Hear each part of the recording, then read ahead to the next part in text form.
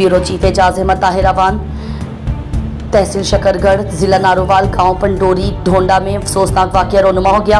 अबू बकर नामी नौजवान आज बिजली के करंट लगने से जाँ भाग हो गया। 2 दिन से बिजली की तारें खेतों में जमीन पर गिरी हुई थी, लेकिन वापडा वालों की गफलत और लापरवाही के नतीजे में यह अफसोसनाक सानिया पेश आ गया और नौजवान अपनी जिंदगी की बाजी हार गया। वापडा की तरफ से बर वक्त कोई कार्रवाई नहीं की गई। मगरिब के वक्त अबू बकर अपनी जमीन की तरफ से आ रहा था कि हादसा पेश आया।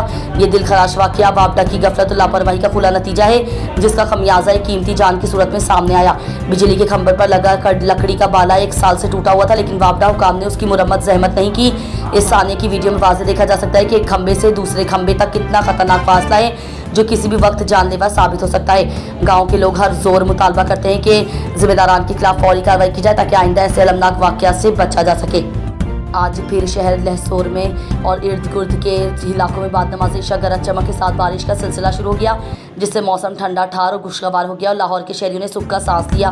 महकमा मौसमियात के मुताबिक बारिश का ये सिलसिला अगले 2 रोज़ तक जारी रहने की तवक्को है।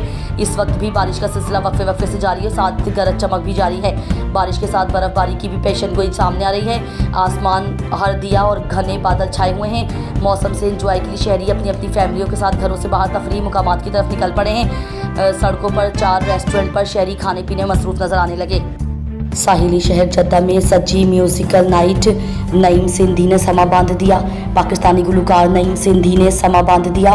दियारे गैर में मुकीम पाकिस्तानियों के लिए ऐसे तफरीही मौके आइंदा भी मुनक्किद होने चाहिए। जहांगीर खान के मुताबिक जद्दा में सजी पाकिस्तानी म्यूजिकल नाइट में मौसीकी के रंग छाए रहे।